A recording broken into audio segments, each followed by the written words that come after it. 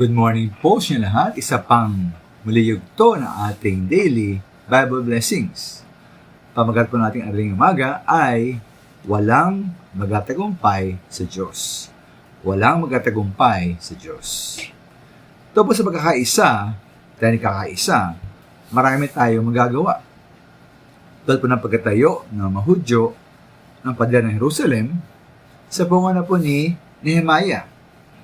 Sa kabila ng napakalaking gawain at pagkasalungat ng mga kaaway, sila po ay nagtagumpay.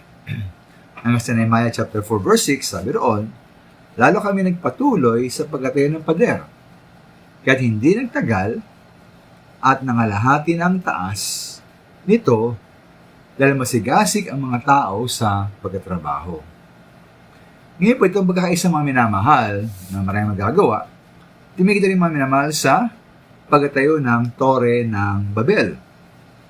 Sa Genesis chapter 11 verse 6 ay poroon, sinabi niya, sabi ng Diyos, ngayon ay nagkakaisa silang lahat at iisa kanilang wika. Pasimula pa lamang ito ng mga binabak nilang gawin. Hindi magatagal, nagagawin nila ang anumang kanilang magustuhan.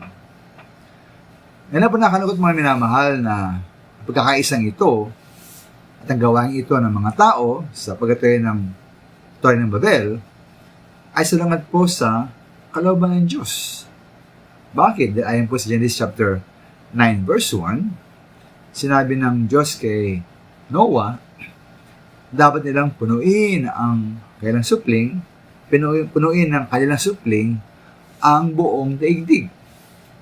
Isa pa, ang layon po ng pagkatayo ng toreng ito ng Babel, ayon po sa verse 4, upang mga tao ay maging tanyag.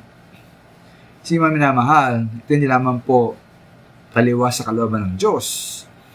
Ang tore po itinatayo nila sa espiritu ng pagmamalaki at pagtaas ng kanilang sarili. Ngunit mga tao po ay, alam natin, nabigo. Ayon sa verse 7 hanggang 9, ginulo ng Diyos. Ginulo ng Diyos sa kanilang wika. Kaya hindi sila nagkaintindihan. Natigil ang pagkatayo po ng tore dahil mga tao po ay nagkawatak-watak. Bunga ng ginawa ng Diyos sa kanila. Sila po ay nagtagumpay sa ating Diyos. Kaya naman naman po yung ating ipasailalim.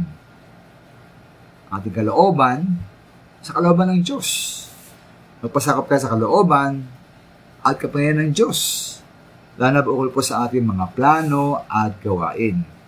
Huwag natin subukang salungatin ang ating Panginoon.